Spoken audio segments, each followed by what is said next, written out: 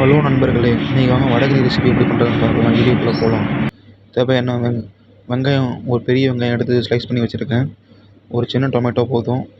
கொஞ்சமாக கருவேப்பில்லை, கொஞ்சமாக க்ரீன் சில்லி எடுத்துருக்கேன். பிரியாணி இலை 1, ஸ்டார் ஹனி சொல்லுவாங்களோ அது கொஞ்சம் எடுத்து வச்சுருக்கேன். 2 பீஸ் வடை எடுத்துருக்கேன்.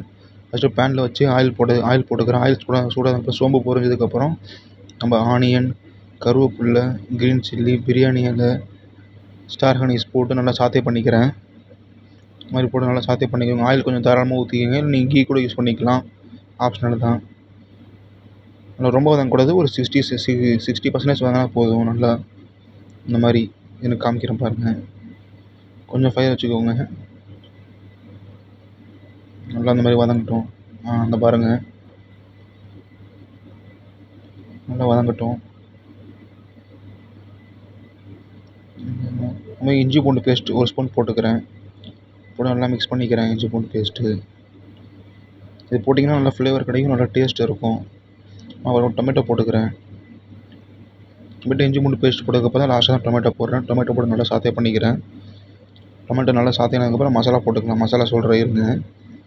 டொமேட்டோ இந்த மாதிரி நல்லா சாத்தே ஆகட்டும். நமக்கு அப்போ தான் கிரேவி கிடைக்கும். அதனால் டொமேட்டோ நம்ம இப்போ போட்டு சாத்தே பண்ணுறோம். மசாலா பாருங்கள், லைட்டாக மஞ்சள்தூள் போடுறேன், கொஞ்சமாக மிளகாத்தூள், கொஞ்சமாக மல்லித்தூள் போடுறேன். இவ்வளோ தான் மக்களே மசாலா. லாஸ்ட்டாக நம்ம வேணால் கரம் மசாலா ஆட் பண்ணிக்கலாம். அது அப்படின்னு சொல்கிறேன். இந்த மாதிரி மசாலா நல்லா பச்சை வாடை போனதுக்கப்புறம் கொஞ்சமாக தண்ணி ஆட் பண்ணிக்கிறேன். எந்த அளவுக்கு நான் வந்து 2 வடை எடுத்துக்கிறதுனால ஒரு 1/2 கப் தண்ணி ஆட் பண்ணிக்கிறேன். ஆட் பண்ணி நல்லா கொதிக்க விட்றேன் தண்ணியை. பாருங்கள், தண்ணி ஊற்றி நல்லா மிக்ஸ் பண்ணிக்கோங்க. நல்லா சால்ட்டு நீங்கள் ஃபஸ்ட்டே போட்டுக்கோங்க. நான் மறந்துட்டேன், லாஸ்ட்டாக சால்ட்டை போட்டேன். நீங்கள் ஃபஸ்ட்டு சால்ட்டு போட்டுக்கோங்க. இந்த மாதிரி நல்லா கொதிச்சு அந்த ஆயில் இந்த மாதிரி திரிஞ்சு இந்த மாதிரி வரும் பாருங்கள். இந்த டைமில் வடையை கடையில் வாங்கின வடையை நான் பிச்சு வச்சுருக்கேன். நீங்கள் வேணால் கட் பண்ணிக்கோங்க, ஒன்றும் பிரச்சனை இல்லை. நான் சால்ட்டு இப்போ தான் நான் போடுறேன், மறந்துட்டேன். இந்த மாதிரி வடையை போட்டு நல்லா மிக்ஸ் பண்ணிக்கோங்க. நல்லா மிக்ஸ் ஆகட்டும். அது கிரேவி வேணால் நம்ம தண்ணி ஊற்றிக்கலாம். நான் கொஞ்சம் இது ட்ரை இருக்கிறதுனால கம்மியாக தான் தண்ணி ஊற்றிருக்கேன். பாருங்கள் எப்படி பண்ணுறேன்ட்டு. நல்லா மிக்ஸ் ஆகட்டும். ஒரு 2 நிமிஷம் 3 நிமிஷம் நல்லா மிக்ஸ் பண்ணி விட்டுக்கோங்க. நல்லா அந்த மாதிரி கொதிச்சு வரட்டும். மேலே கொஞ்சம் கொத்தமல்லி போட்டு நான் கொஞ்சம் மூடி வைக்கிறேன். மூடி ஸ்லோ ஃபயரில் வைக்கிறேன். அப்போ தான் அந்த வடகறி நமக்கு நல்லா உள்ளே ஊறும். நான் அடுப்பு ஆஃப் பண்ணிட்டு நீங்கள் ஆன் பண்ணி கூட வச்சுக்கலாம். லாஸ்ட்டாக பால், கொஞ்சமாக கரம் மசாலா ஆட் பண்ணிக்கிறேன்.